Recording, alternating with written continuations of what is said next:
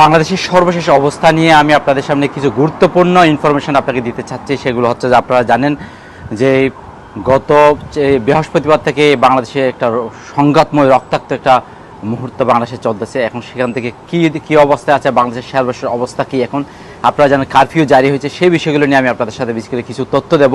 তার মধ্যে একটা গুরুত্বপূর্ণ তথ্য হচ্ছে যে আপনারা জানেন নির্বাহী আদেশে মঙ্গলবারও সাধারণ ছুটি ঘোষণা করা হয়েছে এবং এইটা কিছুক্ষণ আগে আমরা সেই নিউজটা পেয়েছি বেসিক্যালি। এবং এর ফাঁকে আমি কিছু গুরুত্বপূর্ণ নিউজ দিচ্ছি, সেটা হচ্ছে আমরা ডেইলি স্টার একটা নিউজ করেছে। সেটা হচ্ছে যে তারা বলেছে বৃহস্পতিবার থেকে রোববার পর্যন্ত প্রায় 140 জন নিহত হয়েছে এবং রোববারে 7 জনের মৃত্যুর খবর তারা দিয়েছে। এর মধ্যে প্রথম আলো হচ্ছে গত 5 দিনে প্রায় 174 জন নিহত হয়েছে। তার মধ্যে পুলিশ, শিক্ষার্থী, পথচারী এবং ব্যবসায়ী এবং রিক্সাওয়ালা অনেকেই নিহত হয়েছেন বলে তারা বেসিক্যালি জানিয়েছেন। এবং আপনারা জানেন আরেকটা গুরুত্বপূর্ণ বিষয় যে পুলিশ একটা বিষয় ঘোষণা দিয়েছে, সেটা হচ্ছে যে দেশ জুড়ে চিরুনি অভিযান চালানো হচ্ছে না এবং বলা হচ্ছে নাশকতাদের যদি ধরিয়ে দেওয়া হয় তাদেরকে পুরস্কারের ঘোষণা দিয়েছে পুলিশ।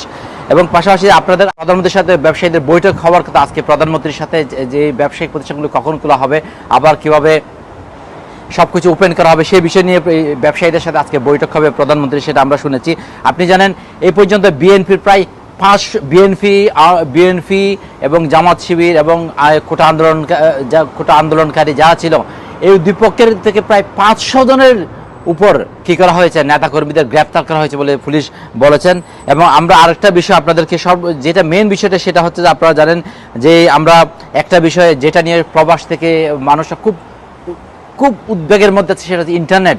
এবং সে বিষয়ে আইসিটি প্রতিমন্ত্রী জুনাইদ আহমদ পলক বলেছেন যে আজকের মধ্যে হয়তো কি হতে পারে, ব্রডব্যান্ড লাইন আবার আজকে রাতে স্বাভাবিক হতে পারে। উনি বলেছেন দেশব্যাপী ইন্টারনেটের সংযোগ স্বাভাবিক করতে সঞ্চালন লাইন মেরামতের কাজ চলছে। উনি বলেছেন এটা উনি বলেছেন সহিংসতায় সঞ্চালন লাইনগুলো ক্ষতিগ্রস্ত হয়েছে, সেজন্য বেসিক্যালি সঞ্চালন লাইনগুলো আপনার মেরামত করে আবার পুনরায় আসতে সময় লাগছে এবং আজকে রাতে হয়তো সম্ভাবনাময় ব্রডব্যান্ড আবার আজকে রাতে স্বাভাবিক হতে পারে বলে প্রতিমন্ত্রী পুলক বলেছেন।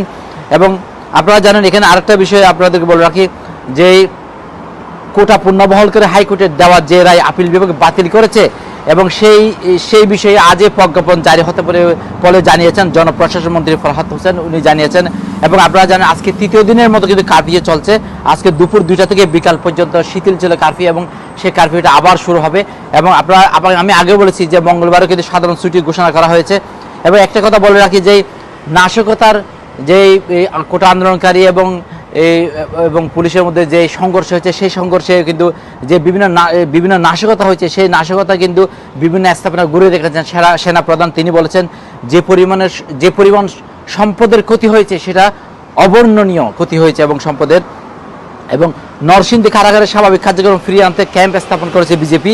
এবং আরেকটা ইনফরমেশন সেটা হচ্ছে গত কয়েকদিনের ভাঙচুরে বিদ্যুৎ বিভাগের প্রায় 1000 কোটি টাকার স্থাপনা ধ্বংস হয়েছে বলেছেন বিদ্যুৎ প্রতিমন্ত্রী। আমি আপনাদেরকে আরেকটা কথা বলে রাখি যে আমির খসরু এবং নূর সহ প্রায় 4 জনকে রিমান্ডে নিয়েছে পুলিশ এবং